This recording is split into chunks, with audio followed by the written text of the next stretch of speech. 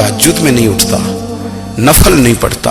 ओ मेरी मिल्लत के जवानों, मजा नहीं आ जाता जब सारी दुनिया सोई हो, सारी दुनिया, और बिस्तर भी गर्म हो और नींद भी पूरा गलबा कर रही हो, और अचानक घंटी बजे दिमाग में, आंख खुले, घड़ी पे नजर पड़े 3:30-4 बजे का पैगाम घड़ी बताए, और कोई चढ़ती जवानी वाला उठ के वुजू करे, और जब वो मुसल्ला खोल के बिछाए तो मदीने वाले महबूब कहते हैं कि हर नमाज पे रब सवाब देता है, और जो उठ के तहज्जुद की नमाज पढ़े उसे देख के तो रब मुस्कुराता है, जो उसकी शान के लायक है, जो उसकी शान के लायक, वो मुस्कुराता है, खुश होता है कि मेरा बंदा तहज्जुद में उठ गया, वो मुस्कुराता है। काश हमारी सुबहें कभी अपने मालिक के नाम हो जाएं, काश के सुबह। हजरत अबुल हसन रहमतुल्लाह ताला अलैह हजरत मुआज़ इब्न जबल रदी अल्लाह ताला अन्हु के पास बैठा करते थे। फरमाते हैं उनसे जो प्यार बढ़ा तो फिर मेरा मुसल्ले से भी बढ़ गया। ताबीए फरमाते हैं सहाबी रसूल से मोहब्बत हुई तो जिक्र से भी हो गई, फिर दुरूद शरीफ से भी हो गई, मोहब्बत उनसे बढ़ी तो फिर अल्लाह ने मस्जिद का प्यार भी बढ़ा दिया। आप फरमाते हैं कि मेरी हर वक्त तबीयत चाहती थी कि बस अल्लाह अल्लाह करूं, बस अल्लाह अल्लाह करूं, बस ना मैं जरा थोड़ी जान छुड़ाऊं लोगों से, कुछ 10 मिनट मिले तो मैं कुछ 4 नफल पढ़ लूं, मैं थोड़ा सा ना बचूं लोगों से, और मुझे तस्बीह मिले तो मैं ना कुछ 400-500 दफा इस्तिगफार पढ़ूं, सुभान अल्लाह, अल्हम्दुलिल्लाह, अल्लाहु अकबर, ला हौला वला कुव्वता इल्ला बिल्लाह, मैं ना तस्बीहात पढ़ूं। फरमाते हैं कि बच्चे थे घर में 6-7, गुर्बत थी, काम मिलता कोई नहीं था, और मैं काम चोर नहीं था, काम ढूंढता था, पर अल्लाह की कुदरत के काम नहीं मिलता था। फरमाते हैं कि मैंने एक दिन अपनी अहलिया से कहा कि आज मैं फिर जाता हूँ काम ढूंढने, तो मेरी बीवी बड़ी फर्मा बरदार थी, पर उस दिन ना गुर्बत के हाथों तंग आके कहने लगी, आज नाना कोई तू चीज लेके आया, तो मुझसे बच्चों की भूख नहीं देखी जाती है, सब रोगां दा रोग मुहम्मद जिसदा नाम गरीबी, कंड बुला के लंघ जाते नहीं दोस्त यार करीबी, तो आज मैं कुछ लेके आया तो मैं बच्चे लेके चली जाऊंगी। शेख फरमाते हैं कि मैं बड़ा परेशान घर से निकला, पर मैंने सुबह से लेके जोर तक काम ढूंढा, काम मिला कोई नहीं, तो मेरे दिल में ख्याल आया चलो काम नहीं मिलता तो अल्लाह अल्लाह तो करे ना, चलो बंदों की मजदूरी नहीं मिलती तो रब करीम की इबादत ही करते हैं। फरमाते हैं कि मैंने ना फुरात के पानी से वुजू किया, नहर के, शदीद धूप थी, साथ रेत थी और रेत तप रही थी, मैंने अपना रुमाल वहीं मुसल्ला के तौर पर बिछा लिया, और फरमाते हैं कि जोर से लेकर असर तक नमाज पढ़ी, धूप भी पूरे जोर पे, पर मेरे सजदे का ज़ौक़ भी पूरे जोर पे। फरमाते हैं सूरज भी चमक रहा है और रब की इबादत का ज़ौक़ भी पूरे जोर पे, मैं सजदा करूं तो फिर मेरा उठाने को जी ना चाहे। मेरे उस्ताद लिखा करते थे, ये उनका शेर है, वो कहा करते थे मुझे सोज दे, मुझे साज दे, और मुझे नीम शब का न्याज दे, दम सजदा खुद को मैं तोड़ दूं, मुझे ऐसा ज़ौक़े नमाज दे। और मैं तेरी बहार का फूल हूं, मैं खिला भी हूं तो तेरे लिए, मुझे मेरी शाख से तोड़ ले, मुझे अपनी जुल्फ का नाज दे। भाई फरमाते हैं कि असर तक मैंने नफल पढ़े, दिल ढलने लगा, असर की नमाज पढ़ी और मैं वहां से चला। अब मैं जब निकलने लगा तो दिल में ख्याल आया कि छोटी छोटी दीवारें हैं घर की, बगैर कुछ लिए जाऊंगा तो बीवी दूर से देखेगी तो शोर करेगी कि फिर खाली हाथ आ गया है। कहते मैंने अपने उसी रुमाल में जिस पे मैंने नमाज पढ़ी थी ना, रुमाल में की आखी दे पंजाबी ज साफा, कहते हैं उसी में ना मैंने कुछ रेत भर ली कि वो दूर से देखेगी तो समझेगी कुछ लेके आया है, चलो जाके उसे बता दूंगा कि आज फिर मजदूरी नहीं मिली। कहते हैं वो रेत लेकर जब मैं घर में गया तो पहले बीवी दरवाजे पे खड़ी होती थी, पूछती थी खाली हाथ आ गए हो, आज मैंने देखा तो है ही कोई नहीं। फरमाते मैं अंदर दाखिल हुआ, सलाम लिए, कोने में मैंने वो रुमाल रख दिया और मैंने आवाज दी कि भली मानस कहाँ हो, तो वो कहने लगी आप मुंह हाथ धो ले, मैं रोटी लेके आई। मैंने कहा रोटी कहां से आ गई, यहां तो कई दिनों के फाके, तो कई दिनों की गुर्बत है, یہاں تو اس گھر میں تو فقیری ہے.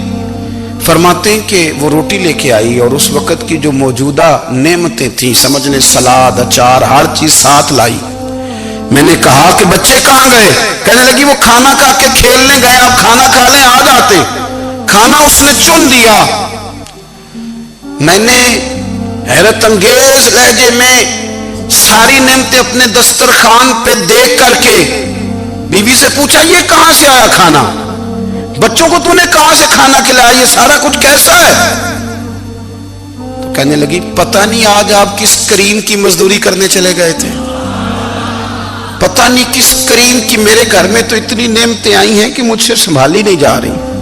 اتنا اناج ہے، اتنا گندم ہے، کس کریم کے دروازے آج چلے گئے تھے؟ یہ کہتے کہتے وہ اٹھی اور اٹھ کر کے کہنے لگی پہلے بڑا کچھ آیا تھا، اب کیا لے آئے ہو؟ اور جا کر کے نا اس نے وہ ریت والا رومال کھولا. کہنے لگے میں تو لے کے آیا تھا ریت، تو میرے رب نے اسے بھی سونے اور ہیرے بنا دیا تھا. جب آپ کی توجہ اللہ کی جانب، میرے نبی پاک صلی اللہ تعالی علیہ وسلم نے فرمایا ہر چیز اپنے رب سے مانگ، ہر چیز مانگ، ہر چیز مانگ. یا رسول اللہ کیا کچھ؟ میرے محبوب نے فرمایا تیرے گھر میں نمک بھی ختم ہو جائے تو وہ بھی اپنے رب سے مانگا کر. تو مانگنا وہ تجھے دے گا، تو اس کی بارگاہ میں کشکول طلب دراز تو کرنا. اور ترمذی شریف میں عجیب لفظ ہے، رسول کائنات نے فرمایا، رب کریم فرماتے ہیں جب میرا بندہ ہاتھ اٹھاتا ہے نا تو مجھے حیا آتی ہے کہ میں خالی کیسے لوٹا دوں اس کے. اتنے بڑے بادشاہ کی بارگاہ میں. او بھائی لوگوں سے عزتیں تلاش کرتے ہو تو وہ کیا تمہیں عزت دیں گے؟ وہ تو کل اچھا کہتے ہیں پرسوں برا کہنے لگ جاتے ہیں. لوگوں کے سامنے گڈ بک میں آنا چاہو گے تو وہ تو سویرے تمہارے بارے میں کچھ کہیں گے، شام کچھ اور کہیں گے. اپنی روحانی زندگی آباد کریں، اپنے مسلح کو وقت دیں اور دنیا سے چھپ کر اس موبائل کو بند کر کے اور اپنے آپ سے بھی چھپ کے اور تنہا ہو کے چھپا کے سارا کچھ اپنے آنسو اپنے رب کی بارگاہ میں پیش کریں، اس کے حضور حاضری دیں. سنو نا ترمذی کی حدیث اور اسے یاد رکھنا. نبی پاک علیہ السلام نے فرمایا اپنے دکھ لوگوں کے سامنے نہ بیان کرنا، سیٹھوں نوابوں کو نہ بتاتے پھرنا، دنیا داروں کے سامنے جا کے نہ رونا کہ میں تکلیف میں ہوں. فرمایا اگر دنیا داروں کو دکھ بتاؤ گے رب تمہیں کبھی غنی نہیں کرے گا. اور لوگ ہیں کہ الٹا مذاق اڑائیں گے. آپ کی جس سے بڑی پکی یاری ہے نا، پکی، وہ تب تک پکی ہے جب تک آپ نے 50,000 مانگا نہیں. اور جس وقت آپ نے کہہ دیا کہ میں مجبور ہوں میری مدد کر تو پھر ختم ہو گئی دوستی. لوگوں کے تعلقات آپ کے ساتھ تب تک ہیں جب تک آپ ان سے کوئی ضرورت وابستہ نہیں کرتے. کریم محبوب فرمانے لگے بندوں کے سامنے دکھ نہ بیان کرنا، اللہ تجھے کبھی غنی نہیں کرے گا. تو اپنے دکھ اپنے رب کو بتا، تو دعائیں مانگ، تو اس کی بارگاہ میں حاضر ہو، تو اس کے حضور عرض کر. فرمایا اپنے دکھ اپنے رب کو بتا، وہ جلدی کرے یا دیر سے کرے تجھے ساری دنیا سے بے نیاز کر دے گا، تجھے کسی کا محتاج نہیں رہنے دے گا. اپنے مسلح کو، اپنی دعاؤں. ایک بزرگ فرماتے ہیں میں نے دعا مانگنے کا طریقہ اپنی بیوی سے سیکھا. دعا مانگنے کا طریقہ اپنی، سیکھنے والے تو اپنے بچوں سے بھی سیکھ لیتے ہیں، سیکھنے والے تو ہر ایک سے سیکھتے ہیں. وہ کہتے ہیں میں نے دعا مانگنے کا سلیقہ اپنی بیوی سے سیکھا ہے. حضرت وہ کس طرح؟ فرمانے لگے میری بیوی نے نا مجھے کوئی کام بتایا، کچھ پیسوں کی ضرورت کے لیے کہا، تو میں نے اسے کہا کہ بھئی ابھی میرے پاس نہیں ہے، کچھ دنوں میں آتے ہیں تو میں دے دوں گا. عورتوں کی عادت ہوتی ہے وہ بار بار یاد کراتی ہیں. 2-4 دنوں کے بعد پھر اس نے کہا حضرت وہ میں نے کہا تھا کچھ پیسے، میں نے اسے کہا کہ ابھی میرے پاس نہیں ہے، کچھ دنوں میں ملتے ہیں تو میں تمہیں دے دوں گا. اس نے کچھ دنوں کے بعد پھر کہا حضور وہ میں نے کچھ پیسے کہے تھے. فرماتے میں نے ڈانٹ دیا، میں نے کہا کہ کیا تو روز مجھے شرمندہ کرتی ہے، کہا نا میرے پاس نہیں ہے، ہوں گے تو دے دوں گا، تو روز یاد کراتی ہے. فرماتے ہیں اس نے پہلے تو میری ڈانٹ کو سہا، پھر میرے سخت جملوں نے اس کی آنکھوں میں آنسو پیدا کر دیے، پھر اس نے اپنے آنچل میں اپنے اس دکھ کو سمیٹا اور پھر اس نے ایک جملہ کہا تو میں رو پڑا اور مجھے اپنے رب سے مانگنے کا طریقہ آ گیا. مجھے کہنے لگی حضرت جی آپ نے ڈانٹ دیا میں نے سہ لیا، پر آپ ہی میرے شوہر ہیں، بتائیں نا آپ سے نہ کہوں تو میں کس سے جا کے کہوں. فرماتے ہیں میں رو پڑا اور میں کھل کے رویا اور میں تڑپ کے رویا اور پھر میری سستیاں بند گئی. تو مجھے کہنے لگی آپ کو کیا ہوا؟ میں نے کہا مجھے بھی دعا مانگنی آ گئی ہے. جب میں اسے کہوں گا نا اللہ تو ہی میرا رب ہے، میں تجھ سے نہ کہوں تو میں کس سے جا کے کہوں؟ میں کیوں کسی بندے سے سوال کروں؟ میں کیوں کسی دنیا دار سے کہوں؟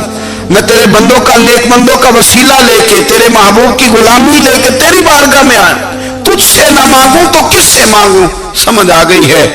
جب میں اس رنگ میں مانگوں گا تو پھر رب میرے اوپر بڑا ہی فضل فرمائے گا، وہ میرے اوپر بڑی رحمت کرے گا، وہ میرے لیے آسانیاں کرے. عزیز دوستو، ہم اس طرح کرنے لگ گئے ہیں کہ ہم نے نا اپنے تعلقات پر اعتماد کرنا شروع کر دیا ہے. میرے تعلقات بہت ہیں. ہم نے اپنی دولت پر اعتماد کرنا شروع کر دیا ہے. میرے پاس دولت بہت ہے. ہم نے اپنے علم پر، اپنی شہرت پر اعتماد کرنا شروع کر دیا ہے کہ میرے پاس فلاں چیز بہت ہے. یاد رکھنا، جب بے نیاز اپنی صفت بے نیازی دکھاتا ہے تو بڑی بڑی دولتوں والے مجبور نظر آتے ہیں. بھائیو، جب انسان کا رشتہ اپنے مالک کے ساتھ ہوتا ہے پھر تو غم بھی کچھ نہیں کہتے، پریشانیاں بھی کچھ نہیں کہتی. پھر تو زندگی صبر والی، پھر تو زندگی توکل والی، پھر تو زندگی بھروسے والی. پھر انسان اپنے آپ کو رسوا نہیں کرتا.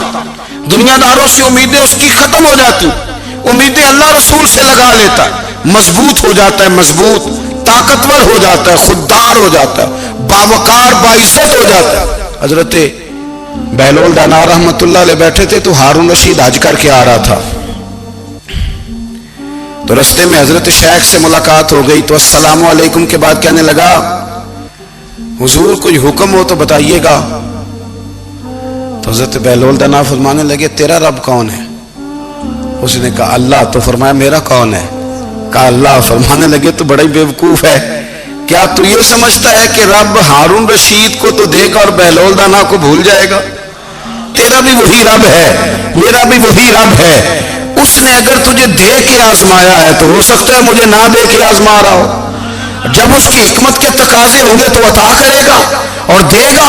تو جا اپنا کام کر. بھائی، اپنی روحانی زندگی، اپنی عبادات، اپنے وظائف، اپنے روزمرہ کے معاملات، اپنی دعائیں، اپنا استغفار.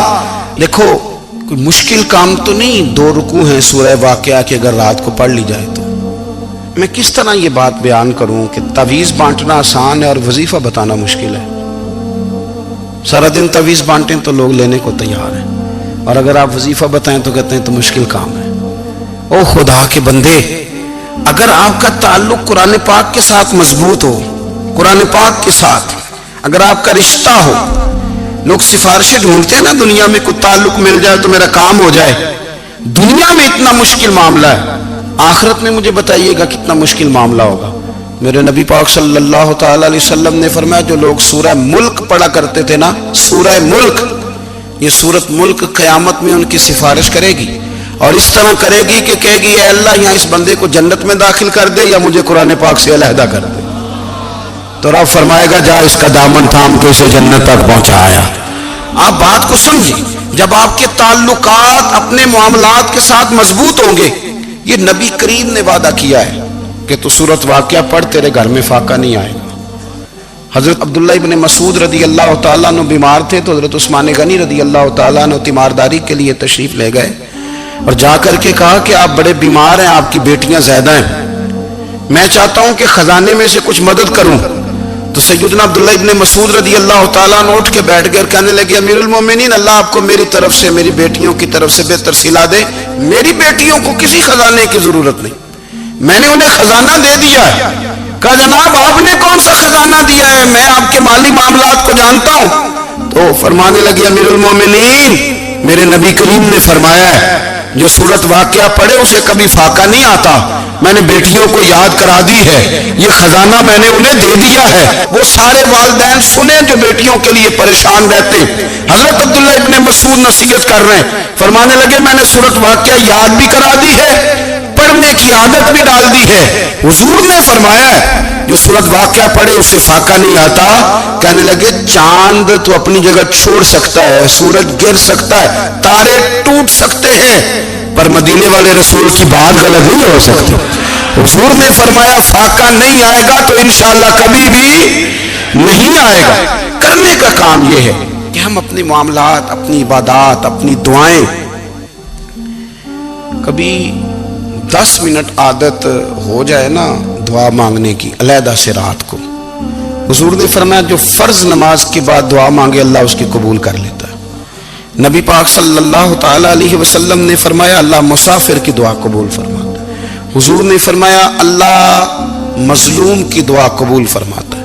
حضور نے فرمایا بیمار سے دعا کراؤ اللہ اس کی دعا قبول فرماتا ہے. میرے نبی پاک نے فرمایا ماں باپ جب بھی اولاد کے لیے ہاتھ اٹھائیں، ویسے تو بلے شاہ تو آسمانی اڑ دیا ہی پھڑ دیں، جڑا گھر بیٹھا انہوں بڑھیا ہی نہیں. حضور فرمانے لگے ماں باپ جب بھی اولاد کے لیے دعا فرمائیں اللہ ان کی دعا کو قبول کرتا ہے. آپ اپنا تعلق بنائیں دعا کے ساتھ، عبادت کے ساتھ، مصلی کے ساتھ رشتہ بنائیں، استغفار پڑھیں. صلاح الدین ایوبی صلیبی جنگوں میں تھے.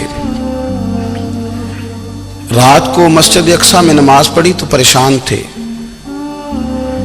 ایک بزرگ سے ملاقات ہوئی تو وہ کہنے لگے کہ آپ بڑے پریشان ہیں. کہنے لگے حضور پریشان اس لیے ہوں کہ پہلے ہی مسلمان کمزور ہے، اب میں نے سنا ہے دشمن کا ایک بحری بیڑا وہ جنگی سامان سے بھرا ہوا آ رہا ہے، تو اب ان کے پاس اور تلواریں اور نیزے آ جائیں گے، مسلمانوں کے پاس پہلے ہی وسائل کی کمی ہے، پریشان ہو کس طرح کر کے مقابلہ کریں گے.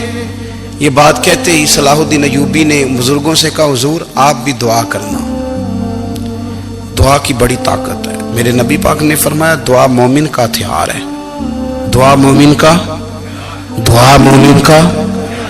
حضور نے فرمایا تقدیر کو سوائے دعا کے کوئی چیز نہیں بدل سکتی. دعا مومن کا ہتھیار ہے، یہ کافر کے پاس کوئی نہیں، یہ ہتھیار ہے مومن کا.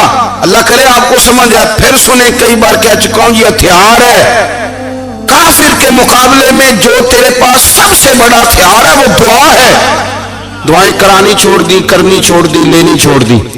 حضرت سیدنا انس بن مالک رضی اللہ تعالیٰ عنہ فرمایا کرتے تھے میں نے وہ رنگ دیکھا ہے جب حضور دعا مانگتے تھے اور حضور کی مقدس آنکھوں میں آنسو بھی ساتھ ہی بہا کرتے تھے، میں نے وہ انداز دیکھا ہے.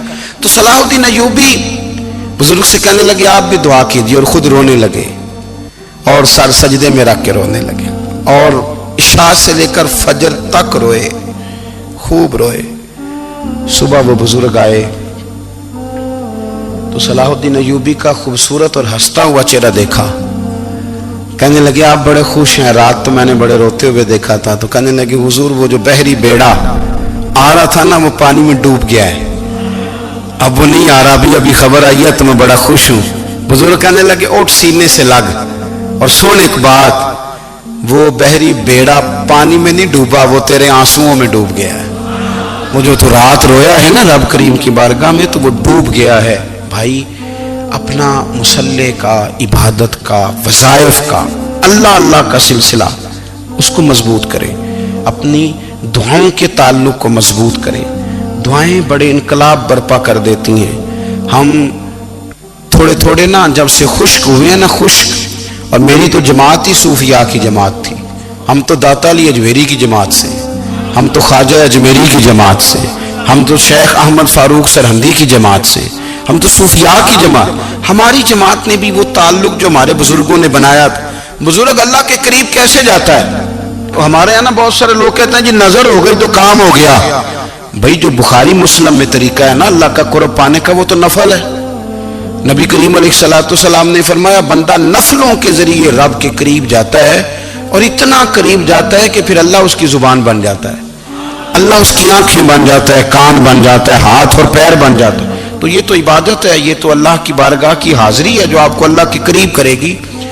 تو اپنے نماز کو اہمیت دے کے ادا کریں، نمازیں موبائل بند کر کے ادا کریں. لیکن نا کچھ لوگ کہتے ہیں مجھے ٹائم نہیں ملتا نماز کا، تو میں کہتا ہوں یہ آپ نے بڑی جرت کی بات کی ہے. مجھے کو میرا پیر بھائی کہہ دینا میرے پاس ٹائم نہیں آپ کو ملنے کا، تو میں کہتا ہوں آج کے بعد آنا ہی نہ.